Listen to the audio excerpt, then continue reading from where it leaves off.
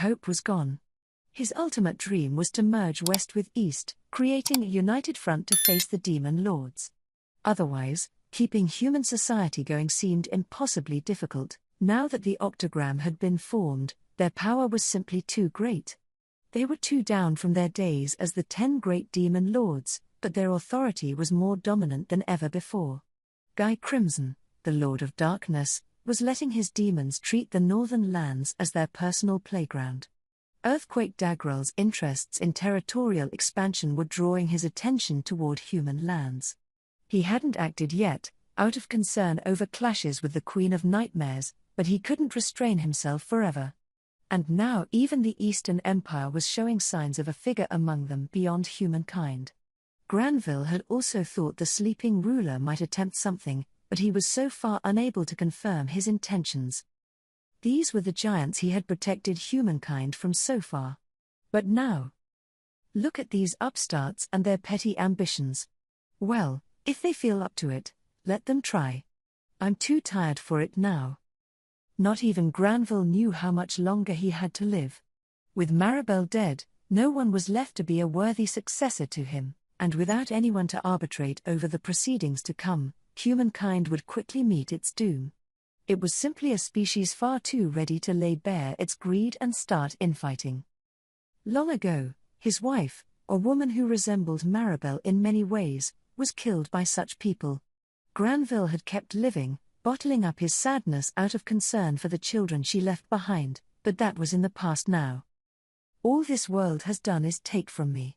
It deserves to fall. His true feelings dribbled out from his lips. As far as he was concerned, this was the plain, honest truth. He had already given up his body to the madness, and that was exactly why he had such firm resolve now. The madness had reached his mind. Chapter 4. Upheaval in the West. The demon lord Leon was in an audience with someone he had trouble dealing with, a woman with long silvery hair and uniquely long ears. She was sunk deep into an ornate chair, like a dazzling portrait come to life. It was Elmesia El-Ru Thalion, Emperor of the land of Thalion, and the two of them were seated facing each other in a gazebo overlooking an elegant garden. A bit of steam wafted out from the kettle on the table, the lady attendant serving them making sure to replace the water before it cooled. A sweet-smelling aroma filled the air, creating a relaxed atmosphere. The two of them watched each other for a moment, but it was Elmesia who spoke first. Taciturn as always, Leon? You have come to see me for the first time in ages, and you're that bored already? Her tone of voice was kind, as it should be. Elmesia and Leon knew each other, not just as the leaders of two important trading partners but as close personal acquaintances. One could tell this from the simple fact she granted Leon this kind of audience. They had known each other since before Leon was a demon lord, back in his hero days, when his exploits took him to Thalion. They had been friends ever since. I'm afraid now is not the time for idle laughter. I can't say I've ever seen you laugh a great deal. Well, that doesn't matter very much, does it? Time is of the essence right now, so let's get down to business. Yes, I have some pastries from Mr. Yoshida's boutique. Would you care for a bite or two? Elmesia's interruption stirred the attendant into action. She pushed a cart up to the table, cutting a couple slices of cake. I don't have much of a sweet tooth. Oh? It's good, you know. But these cookies are made with tea leaves baked in, so they aren't quite so sweet. Matcha cookies, I believe they're called. I'll have that, then. From past experience, Leon knew there was no talking over her. It was the same way with the demon lord Ramirez. Everyone he had trouble with shared the common trait of never really listening to him in conversation. He calmed himself, already resigned to not having his way here, as he reached for a cookie. Too sweet. Oh, you can't even take that? No. It's not bad. You never were very honest with your feelings, were you? Well. So what brought you here today, if I may ask? Are you about to ask whether I've seen the children in the demon lord Rimuru nation? Leon sighed. I can never relax around her. She's already picked up on matters. In that case, he felt, at least this would save him some time. He mentally switched gears. That's right. I believe Rimuru has it out for me. One of my previous underlings made contact with him, filling his mind with all sorts of ideas. Yes, Shizu Aizawa, right. The Conqueror of Flames, was it? She's a household name in this empire as well. Why do you know her? Our relationship was supposed to be a well-kept secret. Ah, how about we continue with the conversation? Time was of the essence for you, wasn't it? Leon was growing irritated. He wanted to raise his voice, shouting, "Who do you think is wasting my valuable time right now?" But he suppressed the urge. Yes. Well, I was thinking about extending an invitation to Rimuru sooner or later. I had wanted to clear up our misunderstandings, and I find him too dangerous as an enemy anyway. Letting himself be toyed with by someone was not an experience Leon relished very much. Even dealing with Guy, he could maintain his own pace well enough, but Elmesia was simply too much for him. Oh? Don't you think you could beat Rimuru? Elmesia seemed to take an interest. But Leon wasn't going to accept the challenge. Whether I can beat him isn't the issue. There's no point in antagonizing him. I gain nothing from it and stand to lose a great deal, don't I? Leon's eyes said it all. You made the same conclusion, didn't you? And Elmesia agreed. Indeed, indeed. And if you build a friendship, you could gain a lot from it.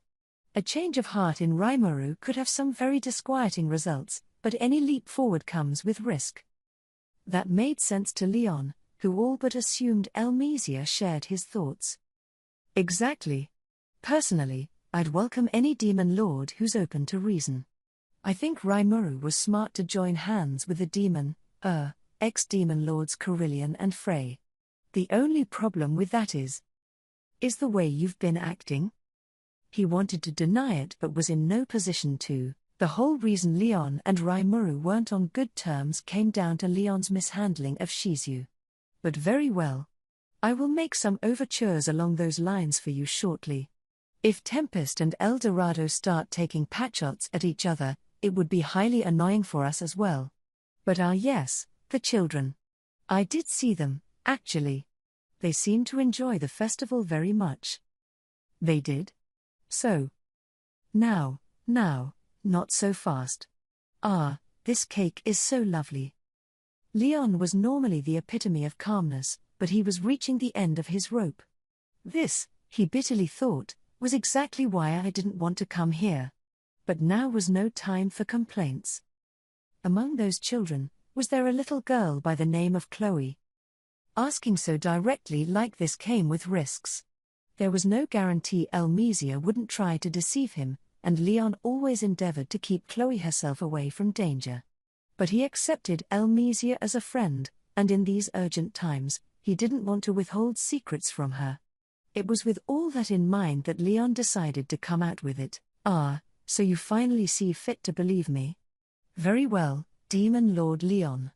If you trust in me, I won't hesitate to cooperate with you. Elmesia was signaling a change in atmosphere. She turned toward Leon. Now they were both ready to compare notes.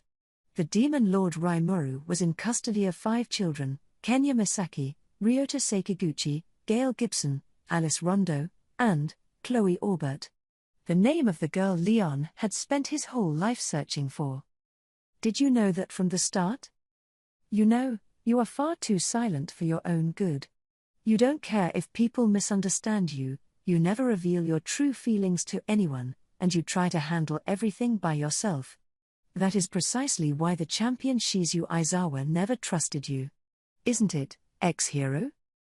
If Leon had ever spoken honestly with Shizu, maybe their relationship could have turned out differently. Elmesia was teasing him about that. She knew Leon was a nice person, deep down, and that was why she couldn't put up with him being reviled and feared as a demon lord now. Humph, he replied. Enough with your silly suspicions. I've sacrificed a great many things. I'm willing to do anything to rescue her. No matter how bad a reputation it gives me, I'll gladly accept it all. This was the truth. As a former hero and protector of humankind, he realized one day that strictly doing good wouldn't be enough to reach his goals. Ever since then, he never recoiled from getting his hands dirty as he dauntlessly pursued his desires. It was too late to pretend otherwise. He wouldn't attempt to justify his actions. That was the rule, and the faith, that he lived by. Ah, you always were rather inflexible. Do you want Chloe to hate your guts as well? Silence. So Rimuru is taking good care of these children, is he? Then he must be trying to lure me into some scheme of his. You have so far failed to eliminate the Rotzos, or Cerberus, or even the demon Lord Luminous. And it's troubling you, isn't it, Leon? You really know everything, don't you? He whispered, the strength drained from his body. It was a reminder of how extensive Elmesia's intelligence network was and how right he was to enlist her assistance. At the same time, it also struck him with fear. He was afraid of her, not militarily, but politically, and that certainly didn't make it any easier to deal with her. Right, well, enough picking on you for now, Leon. Based on our investigation, Tempest and Lubelius are in the clear. The Demon Lord Luminous truly intends to stick to her treaty with the Demon Lord Rimuru. That much, you know, is obvious enough from the actions of Hinata, their paladin captain. As for Cerberus, it's a bit harder to judge them. Much about them remains a mystery, and their bosses do a poor job of working with each other, perhaps on purpose, it seems. So there's only so much we can learn about their internals from the outside. Let me move on to the Rotzos for now. They are bad news. They're doing away with all their protections in the north in order to attack Lubelius, according to my sources. Every agent in the Celt Foreign Information Bureau is being deployed, apparently, and it's currently quite a mess over there. The northern nations to the east were lightly guarded, and battle was about to erupt in Lubelius. The news presented a serious problem to Leon. Then Guy must be making a move. And this was it. To be exact, the Demon Lord Guy wouldn't lift a finger, but the demons under him were bound to kick up some dirt. If Guy himself decided to join in, nobody could stop the world from being destroyed then. Even Elmesia understood that, but that didn't make the situation any less dangerous for humankind. Certain demons in Guy's stable, Vert and Blur, made certain of that. Yes, that's what I'm afraid of. It'd present a serious problem for us all. Unless someone stops his underlings, that might spell the end of the Western nations. Elmesia glanced at Leon, who appeared genuinely concerned. Don't look at me like that. I'm just. You're starting to sound like your old self again, Leon. No, No need to torture yourself. You don't need to put on airs around me. It is cute, but now is no time to play with you. Even in an emergency like this, Elmesia never changed. It honestly impressed Leon. Well, he replied, I'm sorry, but I'm going to work toward my own goals. I'd like to make some overtures with Guy, but he's such a contrarian. Negotiating poorly with him would have the opposite effect. Oh, I'm quite aware of that. We need to show we're making an honest effort, or that Demon Lord might lose all interest in the human race. If the Crusaders aren't able to move right now, our only choice might be to deploy the Magus to the northern regions. I'll organize a dragon transport to take you partway there. Are you sure? I told you, there's no need for panic. But time is of the essence, isn't it? You'd better get going soon. Events were proceeding faster than Leon thought. Not even he could teleport someplace he hadn't been before, and Lubelius was protected by a barrier anyway. If he was headed there now, air travel was the fastest way. He appreciated Elmesia's offer a great deal. Thank you, then. I wish you'd be that thankful more often. Oh, and I'm sure this goes without saying, but Cerberus absolutely wants to ensnare you. It's a blatant trap, do you understand me? I know, came the terse reply. I'm sure you do, she said with a slightly sad smile. Leon had always been that way, never showing any external sign of weakness, never giving up on his mission, no matter the danger. He never lost heart that way, a boy living like a true hero. Even as Demon Lord, that still held true. But he's still as clumsy as always. He hasn't changed a bit from back then. It made Elmesia happy and sad in equal measures. A little while later, as he boarded the dragon ship, Leon suddenly turned back toward Elmesia, as if remembering something. To repay you for your advice, I should probably tell you that June has disappeared. You should be careful, too. What? She reared back in genuine surprise. It made Leon chuckle a bit. Intelligence is practically your hobby, and you didn't know that? Glad I could help, then. Then he turned back around and left, the thrill of victory echoing in his heart. After he was gone. You're kidding me. 3 of the primal demons, while I have half of the magus deployed? What kind of sick joke is this? But I suppose it would require that much to make Leon take action, wouldn't it? I misread him again. Thus, Elmesia was left behind, hand on her forehead, muttering about all these people selfishly ruining her plans. We had a clear sky from daybreak, a pleasant breeze heralding the start of a wonderful day. That, at least, was my expectation. Our reporting in. A group has penetrated the cathedral grounds. There's talk of battle on the site. But the paladin apprentice who came storming in told me just how wrong I was. Calm down. What's their size and how much damage is there? Hinata, enjoying breakfast with me, kept a cool head. Again, whenever I see her like that, I feel so glad I'm not her enemy. Their numbers are unknown, my lord, but we've confirmed close to 100 hostiles. Their strength is at least B+ in rank, and they're demonstrating a knowledge of our nation's internal layout. Nearly 100 B+ fighters made for a pretty formidable force. And if they knew the city's layout, I'd have to assume they were with Granville. As of now, our apprentice knights have suffered extensive casualties. We have several members of the Master Rooks downed in action as well. Fortunately, no civilians have been harmed. The messenger was giving us the news straight, and it wasn't rosy. I'd normally be losing my temper right about now, but I was a guest here, so I resisted the urge to butt in and just sat there quietly. Maybe that sounds cruel of me, but this just isn't my turf. I see. Then I will assume our enemy is Gren, leader of the 7 Days clergy, and the Rotso family under him. They're no doubt packing more force than they're letting on right now. Send out the deployment order for all garrisoned crusaders. It sounded like the enemy had taken even more casualties than our side, but Hinata wasn't going to let up. I knew she wouldn't. But something still worried me. By the way, this isn't the same cathedral that we left our instruments in yesterday, is it? If so, that was trouble. Batten and the rest of the orchestra installed their kit there for an acoustics check. I doubted there were that many cathedrals in this nation, so I had a very bad feeling about this. And whenever I had a feeling like that, that's the only cathedral in the country. Yes, it usually turned out to be right. In fact, it had yet to be wrong. Already dreading what was to come, I turned toward Diablo. He just smiled back and said not a problem. Apparently, he opened up a thought communication with Venom the moment the messenger arrived, capable as always, I see. And Venom's response was just as commendable. Batten and the orchestra were already in the cathedral for the day, but he made sure they were kept under careful guard, not letting anyone suspicious come near them. They were still making final instrument adjustments, even. They're still at it with an army advancing on them? Man, oh man. Heh. Of course they are. If Venom couldn't handle this much of a crisis, I would never have brought him in to assist. I could learn from that confidence.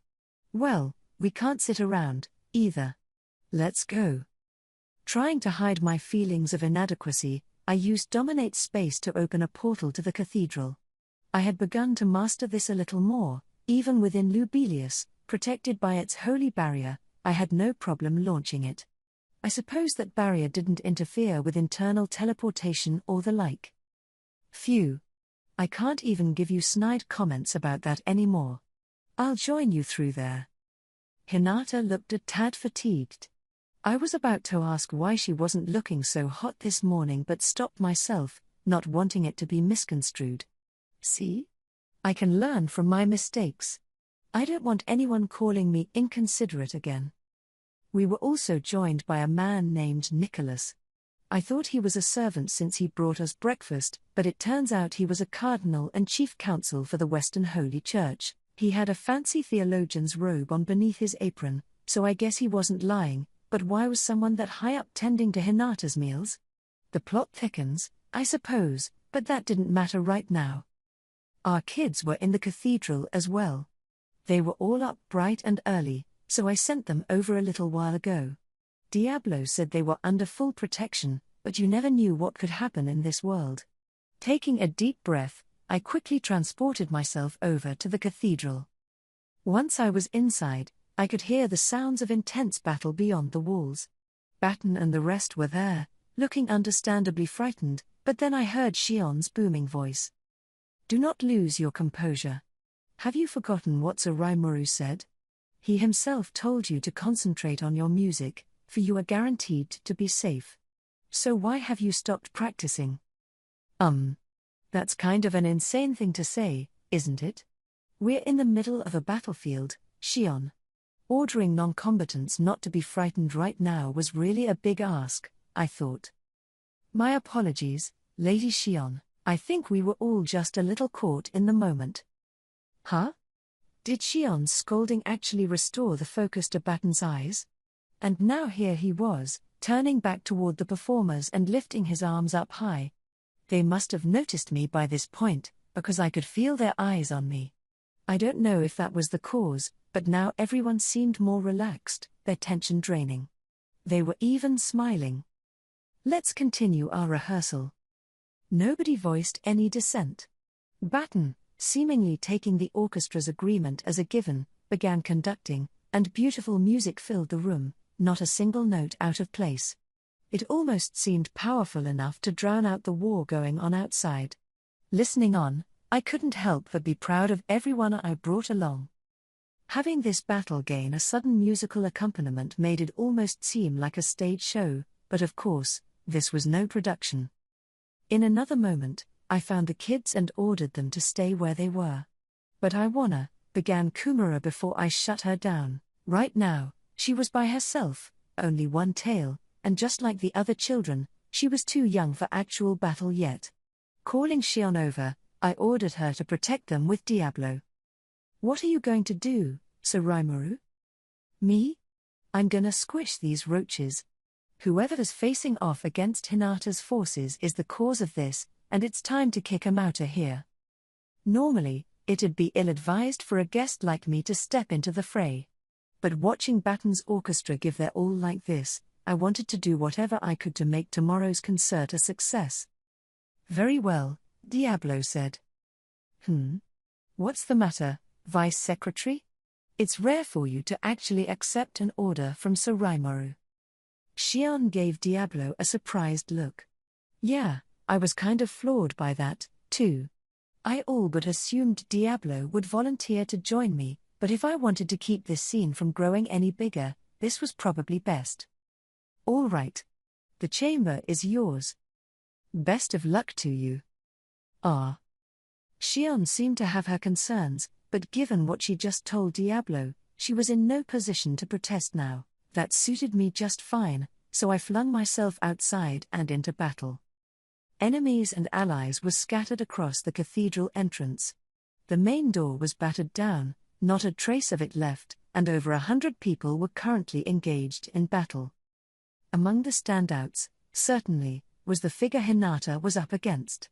He was an old man, but his back was straight as a fence post, his moves nimble and artistic. He was dressed in a fancy-looking suit, and his sharpened eyes indicated he was no one to be trifled with. He wasn't a monster but likely not human, either, and looking at the aura around him, I could tell he was packing a formidable amount of force. Who's that? Granville Rotso. Leader of the 5 elders and head of the Rotso family. Him? That made sense to me. Maria, the man said, find Lady Luminous and bring her here. If she resists, kill her if you must. At his summons, a woman stepped in front of me. Her features reminded me of Maribel, but she was a young adult in age. I wouldn't be surprised if they were blood relatives, but I couldn't say if she was Maribel's mother. Understood. Failed to confirm blood relation with genetic evidence. Whoa, you can tell just by visuals? Cool, I guess. So if it was no coincidence that Maria looked like Maribel, that made me wonder what her strength was like. She sure didn't look like she'd hold her own against Luminous. Was Granville seriously ordering her to seize that woman, a demon lord? Very well. I will begin immediately. The woman called Maria walked off, never looking my way. It was all so mechanical, all I could say was that it wasn't like any regular human being. I couldn't gauge her strength, but I guessed Luminous would before too much longer. I needed to get Granville out of here. If we could talk this over, then great. If not, I was prepared to end this quickly. Nice to meet you, Granville. I'm the Demon Lord Rimuru. Any decent conversation needed to begin with a greeting. I had a hunch our relationship wasn't going to be too friendly, but we might as well start on the right foot, at least. You're Rimuru? How dare you take my Maribel from me? Whoa, she started it. Yeah, I guess he's got it in for me. But Maribel's death was an accident. It seemed unreasonable to blame me for it. I know telling him I didn't mean to kill her would be a dumb excuse, but really, if Maribel didn't start gunning for me, none of that would have happened. Not that I expected Granville to accept it. Yuki said he'd try reasoning with him, but now that I no longer trusted Yuki, I could kind of imagine what he had said about me. I doubted this was something we could iron out with words any longer. Report. Regardless of what was said, you would likely have been in conflict with him. Yeah, I was sure. Something told me it would be just as hard to coexist with Granville as it was with Maribel. In which case, I'd just have to overpower him. But I guess it's pointless to say that, isn't it? Then let's prove to each other who's in the right. Heh. Say what you will. You think a demon lord upstart like you could defeat me? I'll fight you later, so just stay there and watch as your allies are picked off, one by one. A demon lord upstart like me? Given that he used to be Luminous's servant, this guy sure seemed to like his chances. I mean, yeah, the power of a monster depended a great deal on how old they were, but any demon lord, no matter how young, should have at least given him pause. Guess this guy's more confident than I thought. But now someone else was here to challenge him. There is no need for Lady Hinata or Sir Rimuru to step up. Gren of the 7 Days Clergy, your fight begins with us. It was Nicholas who shouted this. Isn't he way too up there in the hierarchy for this stuff? Then I remembered, Cardinal Nicholas was the guy who set a trap and cast disintegration on Granville. Gutsy move, definitely. He was currently accompanied by 3 Crusader captains, the sub-leader Renard, along with Arnaud and Lightus. Fritz and Bacchus would have been training at the labyrinth right now, so they weren't here. If this was gonna happen. But again, that's not for me to judge. Behold, Lady Hinata. Watch us in action. At Nicholas's orders, Renard propelled himself forward, not just him, actually, Arnaud and Lightus as well, all rushing Granville at the same time. These 3 captains were attempting to buy enough time for Nicholas to cast disintegration again, I figured. A pretty grandiose strategy, but that must be how wary Nicholas was of his foe. Renard used his magnificent sword moves to keep his foe at bay. Arnaud's keen perception let him match every move of Renard's, as Lightus provided handy backup for them both. Normally, an attack from this trio would end the battle right then, but it was well within Granville's capabilities. Like a picture from a textbook, he engaged all 3 of them at once, wholly ignoring Nicholas's spellcasting. That creeped me out a bit, as did the serene look on his face, not a single bead of sweat on his forehead. He, I felt, was simply on a different tier from them. Nicholas had only 1 verse left in the spell. Its effects would summon a layered magical circle, with Granville standing in the middle of its light-infused dungeon. Once the disintegration was complete, there was no way to block its dazzling rays, as it dismantled the soul of its target at the speed of light.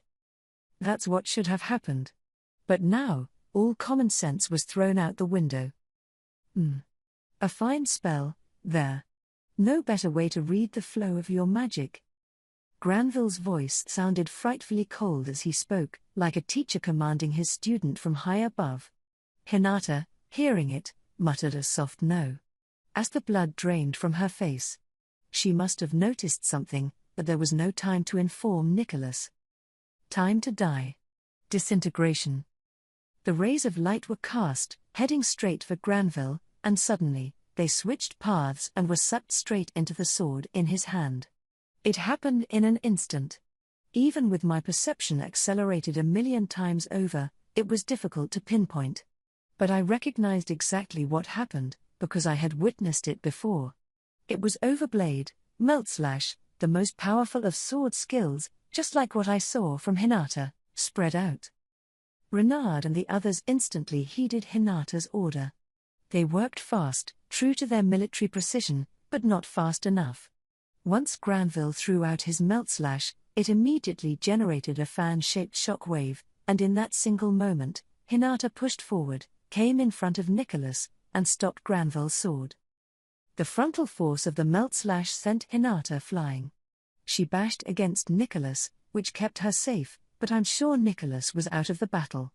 If she wasn't wielding the legend-class Moonlight right now, they'd both be a pile of ash. That, and even the secondary shock wave blew Renard and the other captains away. They were all on the ground, knocked out by that single blast. Are you all right? Nobody answered. I could detect a twinge of panic in Hinata's face as she glared at Granville. Even someone as cold as her didn't expect this level of force, and now it was Granville doing the talking. I couldn't kill a single one of you. I must be getting rusty. You have that demon lord over there to thank. Huh? What do you? Hinata took a glance at me, growing calmer. Now she seemed to understand. Oh. You saved them? Thanks, Rimuru. You're welcome. I gave Hinata a light nod. Yes, Renard and the others were merely knocked out because I lent them a hand. The moment I realized this was trouble, I launched absolute defense, otherwise, they'd have vanished without a trace. The wall that skill built was perfect, I thought, but I guess I expected too much from it. Absolute defense, part of the ultimate skill Uriel, Lord of Vows, could block any sort of attack. There were some exceptions, such as Yuki's anti-skill, so I couldn't rely too much on it, but it was always a helpful arrow in my quiver. However, although it was perfect for self-defense, trying to deploy it on someone else, multiple targets, even, blunted its effects. Even if a little force got through, I could always count on infinite regeneration to wipe up any problems. That's why it so perfectly defended me, but not the paladin captains. The little bit of the shock wave that penetrated the absolute defense pushed them to the brink of death. They really escaped disaster by a hair's breadth. I had no idea someone besides me learned Meltslash. Color me just a little bit surprised. An arrogant thought, Hinata. With all the years that have passed, some have reached your level, you know. Yeah. I mean, I could use it, so. Although, admittedly, that was just Raphael doing its usual analyze and assess job on it. Still, to completely leverage Meltslash, you needed full, intimate knowledge of how disintegration worked. If there was a handful of people wielding that now, I guess the human race was a lot more capable than I thought. It did make sense, though, a human hero once sealed Veldora away, so at least some of them had to be that strong. Even being a demon lord, I really couldn't rest on my laurels. But look at me. My mind was wandering, and I really couldn't afford that. So what is this I see? High officers in the Paladins, almost killed by something of this level? How worthlessly pathetic. You couldn't even begin to compare with the sword masters of the past, to say nothing of myself. Granville seemed to believe his own claims. He honestly didn't think Hinata would pose a challenge. That's a funny thing to say. Care to test that out? Hinata flashed a cold smile. She was just as serious, it seemed, and I had no room to interfere. Then a sudden thundering explosion by the cathedral told me how incorrect I was. Ah, Razul? I ordered him to destroy the cathedral, and it seems he's doing a thorough job. What did you? The kids and the orchestra were still in there. Xion and Diablo were charged with protecting them, but if all-out war was erupting, they were bound to be caught in it. I was hoping to make short work of Granville, but at this point, maybe it was best to eliminate this uninvited guest first. With that in mind, I attempted to teleport myself to the cathedral. But Granville stopped me. Demon Lord Rimuru, I will let this group entertain you. Enjoy. You may even find some of your own kind among them. Several people stepped up at his order. Immediately, I understood what he meant. The group consisted of many races and many ages, no real theme to them, but they each had something in common, more magicules than any regular person would possess. Otherworlders? Ah. Yeah, maybe there's 1 or 2 Japanese people in here. Now was not the time to act all casual about this. I had 10 or so otherworlders attacking me at once. Like Glenda from the past, they seemed to be under the effects of a locking curse, robbed of their freedom of movement, and unlocking that curse wouldn't stop them, by the looks of it. Still. Heh. You intend to fight? You realize they're only doing this because I've enthralled them, do you not? How treacherous of him. I'm sure he said that to make me hesitate, and I hate to admit it, but it worked. I heard how soft and weak-minded you were. Can you kill innocent human beings? Can you tell yourself this is war and step up to defend yourself? Not that I mind either way, of course. Granville only saw the summoned otherworlders as weapons, nothing more. To him, they only had value as throwaway pawns. And he was right, killing them shouldn't make any difference to me. He really was a menace. Clearly, he had done his research. If Diablo or Xion were taking these guys on, they'd show absolutely no mercy, I'm sure. But did that make it okay, or not okay, for me? Ah, damn it. What a pain in the ass. I had no time to agonize over this. The children were in danger if I didn't do something fast, and now the damage was just gonna get worse. At this point, there was just one option to take. As annoying as it was, I'd have to unlock the curses of every one of these guys and knock them out non-lethally. Thus, I was now an active participant in this battle. My fellow humans were closing in on me. For all I knew, maybe they were from some other planet, or dimension, besides Earth, but now my mind was wandering again. Guess I was back in my element. Otherworlders were blessed with extraordinary physical skills, as well as a variety of special skills that were impossible to predict. That made them dangerous, of course, but they weren't a threat to me.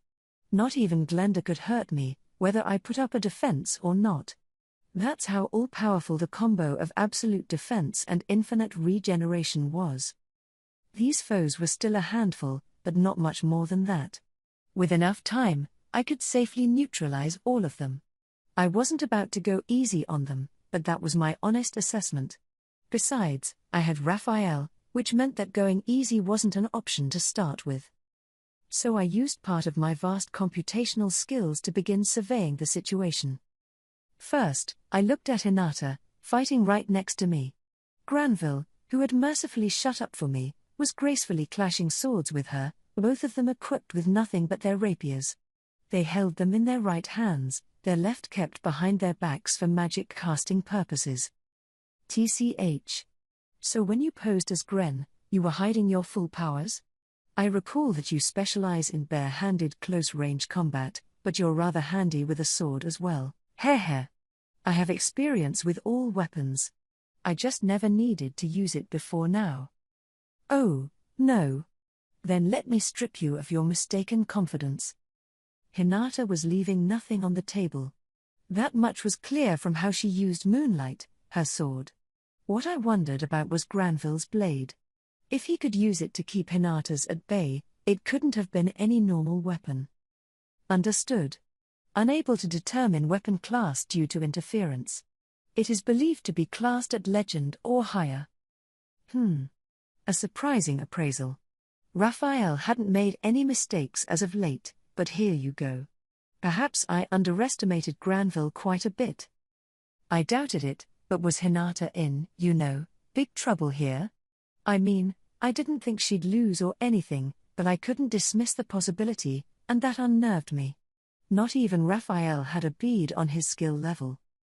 So Hinata and Granville's duel piqued my interest, but I had even bigger fish to fry, namely, the intense battle I was sensing from the direction of the cathedral. I honed the accuracy of my magic sense, turning my eyes toward the fray. There, I saw a man in a suit of dark armor. Amazingly, he was fighting against Xion and Diablo at once, and not giving an inch of ground. I suppose he wouldn't. His magicule level was higher than both of them combined. Damn, you're kidding me. You were hiding someone with power beyond a demon lord's? Of course. When facing the demon lords or other monsters who threaten humankind, you can never have too many aces up your sleeve. Granville must have picked up on my muttering if he replied to it. He was in the middle of fighting Hinata and still had the time to answer me. Wow. But hey, if he was open to chatting, we'd get some more info from him, and if it distracted him along the way, that was two birds with one stone. He has to outclass Roy, right? That demon lord stand-in? Maybe stronger than you? I worked a bit of a taunt into my question. His name is Raziel. My friend for the past millennium.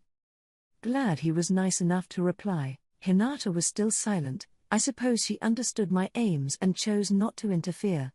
So I continued. Your friend? Huh? But Raziel doesn't seem human to me. What of it? I wasn't sure how to respond to that. I just wanted to find out what he really was. Now I knew he wasn't human, at least, and that was a step forward, but... well, nothing. I felt talked down to a bit, which was annoying.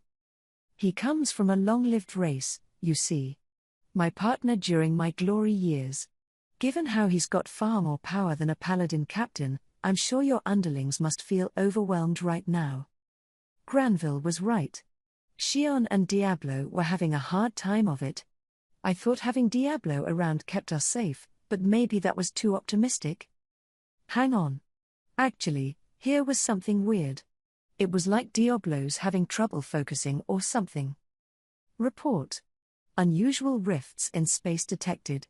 It is a sign of someone using spatial transport to appear. The warning from Raphael came all too suddenly. It almost never gave me alerts like that unless things were really serious, so I had to treat it as an emergency. No need to go easy any longer. Diablo must have been picking up on this anomaly, and it was keeping him from concentrating. Ranga, you there? Yes, my master. Ah, good. He was usually curled up in my shadow these days. Back up Xion, but keep yourself concealed. Right away. At once, he used shadow motion to dive into Xion's shadow. When I saw he was ready, I gave out my next order. Diablo, is something bothering you? My pardons, Sir Rimuru. I know my difficulties in this battle are unforgivable, but the fact is that this adversary is more powerful than I anticipated. He is a highly evolved example of the uncommon insectoid race, and to demons, they are a kind of natural enemy. Diablo described insectoids as cross-dimensional magic beasts with elemental powers. They appeared now and then in this world, but it was extremely uncommon for them to evolve into humanoid creatures. I figured Diablo could still win against him, but he wasn't. Something far worse was troubling him, and now that this something was incoming, I wanted Diablo to address it first. Xion, you heard him. If Diablo's making excuses, it must be something really serious. The moment I said that, I could practically feel Diablo's discomfort from over here. He'd never resort to excuses like this usually, so I immediately knew he was hiding something. And if I wanted him to retain full freedom in this battle, I needed Xion's and Ranga's help. Xion, I just planted Ranga in your shadow. Both of you worked together to defeat Raziel, that insectoid. No need to order us. I will live up to your expectations, Master. Looks like Xion picked up on Diablo's difficulties as well. I'm sure she would have taken measures even without an order. But if she did, It would have been Xion alone against the mighty Raziel, which would only be more dangerous. Not that I didn't trust her, but I wanted our plans to remain as safe as possible. Maybe setting 2 allies against him was a cowardly move, but in an actual battle like this, guaranteed victory was always your final goal. Diablo, go take care of whatever's bothering you. Also, try to trust and rely on your allies more. Very well. I suppose I thought a little too much of myself today. Allow me to take care of this problem at once. Not just a little, I'd say. But at least he sounded a bit more like himself again. Right, everyone. Begin. Yes, my lord, I wasn't used to giving out orders like these, but all 3 gladly accepted them. Now I just had to hope for the best, as I brought my full focus back to neutralizing the otherworlders. So Rimuru sees everything, I suppose. I would be a fool to think otherwise. Of course he does, Vice Secretary. Just go and deal with your problem already. You don't have to remind me. As I think you've noticed, Raziel is more powerful than you. Are you sure you'll be fine, Secretary? I never thought you'd worry for me, Vice Secretary, or Diablo, I should say. You're strong, I'll admit. Stronger than me, even. So go defeat that foe so Rimuru has nothing to worry about. That's your job, isn't it? K. You called me by name. Just go. Leave this fight to me. I believe in you, Lady Xion. Not because Rimuru ordered me to, the feeling is genuine. Just Xion is fine. It's weird, you showing me proper respect. There's no heart in it. Best of luck to you, Xion. You too, Diablo. In that short conversation, conducted without any eye contact, Xion and Diablo finally accepted each other. They both had overinflated senses of pride, perhaps, but deep down, both of them knew the extent of each other's power. Diablo walked off, not looking back as he gave orders to his staff. Venom, protect those children like your life depends on it. Or sacrifice your life for it, either way, just do it. Rimuru had given no orders for Diablo's own forces. He thus saw no need to consider their feelings. All that really mattered here, he coldly reasoned, were the children and the orchestra. Oh, all right. Wish he could have considered us a bit more, Venom thought, but he wasn't foolish enough to say it. If he did, Diablo would have ended his life before any foe could. Besides. Well, looks like Lady Xion and Ranga are handling the major threat. With all of us, protecting this area should be doable enough. It beats fighting Sir Diablo, at least. That summed up Venom's feelings on the subject. May victory be yours, Sir Diablo. Silence. I have no interest in you worrying over me. Diablo wasted no time coldly brushing off Venom's encouragement. There's the Diablo I know. Venom's memories of being forcibly pressed into service by him flashed through his mind. He banished them as quickly as he could. If Diablo ever saw him looking disgruntled, there was no telling how he'd react. As he mentally refocused on his mission, Diablo left the scene to his friends and strode off the battlefield. He teleported to his destination, reappearing in a spot removed from the cathedral, and outside of Lubelius itself, a corner of a vast, vegetation-free plain. Awaiting him was a beautiful blue-haired woman in a dark red-made outfit. Several paladins were on the ground at her feet. Even these guardians of humanity, each one boasting the power of 1,000, were helpless against her. How nice to see you again, Noir. I was growing impatient with your lateness. Indeed, I could feel your murderous rage from miles away, but I had some business I couldn't extract myself from. But I'd really prefer if you called me Diablo, Blur, or I suppose you had a name, too, didn't you, Rain? Rain, the blue-haired beauty, gave this response a satisfied smile. That's right. The name Rain was granted to me by Rouge, the original Red, the great Sergai himself, strongest of the primal demons. It's not at all like being named by some mutt of a demon lord like you were. Huh? Are you looking to die? Or maybe you want to be detached from this world entirely. I'll be happy to oblige. Diablo's smile remained, but his gold eyes were no longer friendly. The red pupils within them narrowed as he eyed his prey. Let us battle, Diablo. Ah, I cannot wait for this. Ever since I detected you fighting Blanc over to the east, I've always wanted a chance at you. Ridiculous. If you think this will be any fight at all, you are sorely mistaken. Well, why don't we begin and find out? With that signal, Rain made good her question and went on the move, dropping a chop with her hand that moved beyond the speed of sound. A casual wave of Diablo's arm deflected it. It delighted Rain. The wish she kindled for many long years was finally happening. Yes, this is it. I can't have this end that quickly. We are both primal, and yet you enjoy all of this freedom. No building your own factions, no undertaking someone else's mission. All demons want nothing more than a physical body, and you laughed that off. It was fair to say that Rain was jealous of Diablo. For someone like her, who followed the rules by the book, his behavior was inexcusable.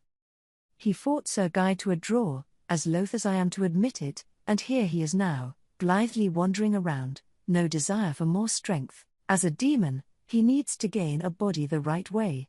He needs to strive for what lies beyond his evolution. All of Rain's power was being thrown Diablo's way. After stewing over these emotions for years, she was now acting on them.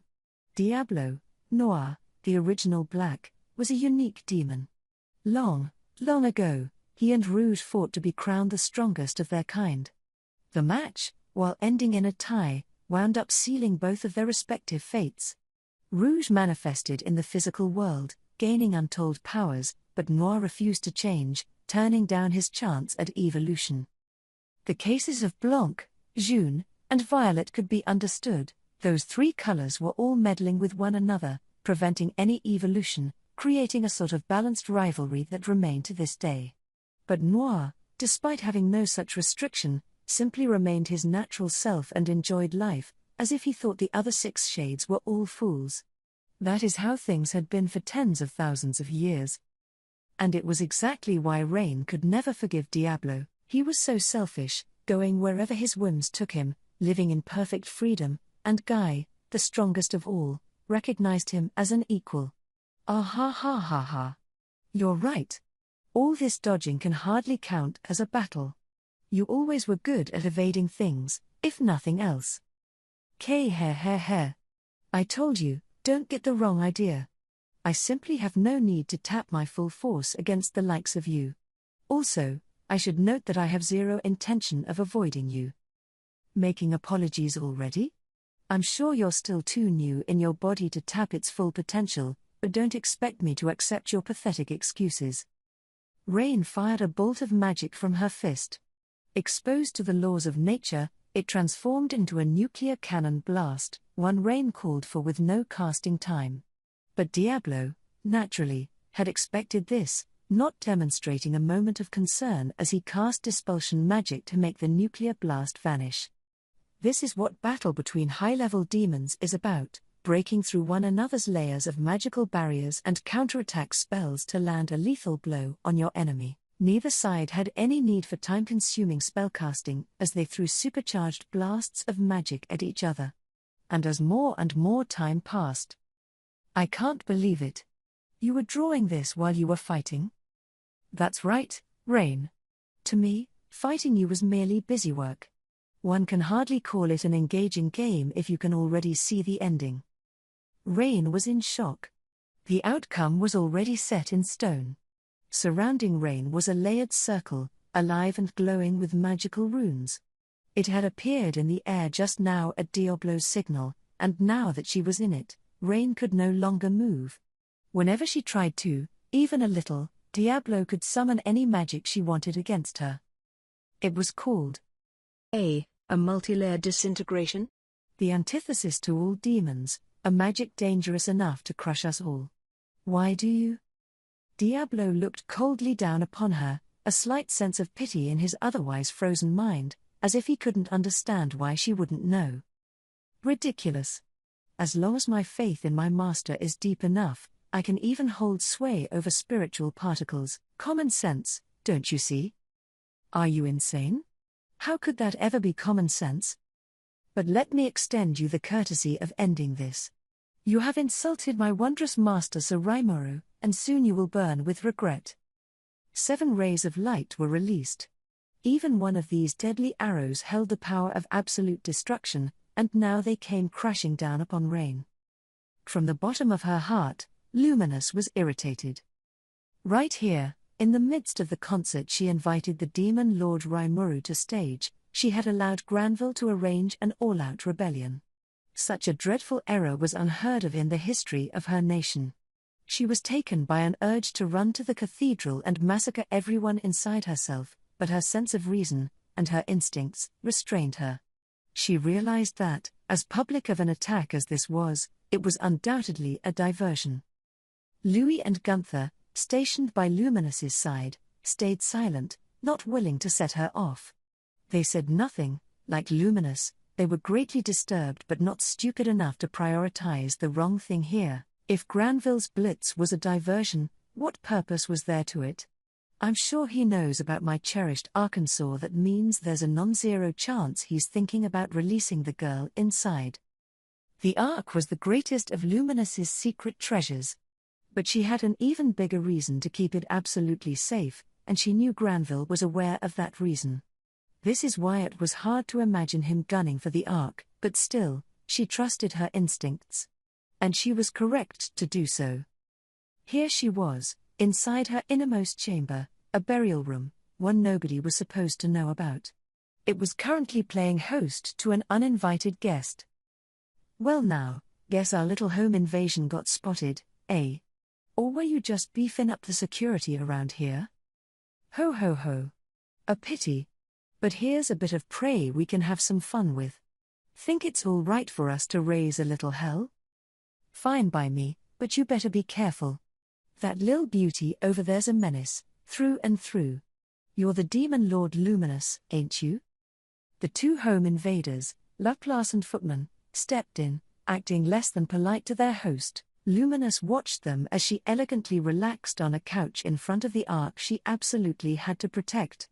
To her, this pair didn't even remotely seem like a challenge. But something about the atmosphere kept her on close guard. Luminous took care to conceal her rage as she spoke. I will ignore your attitudes for the moment. State your names. Laplace was the first to react. He was a bit surprised that someone expected their break-in, but Granville had mentioned the possibility.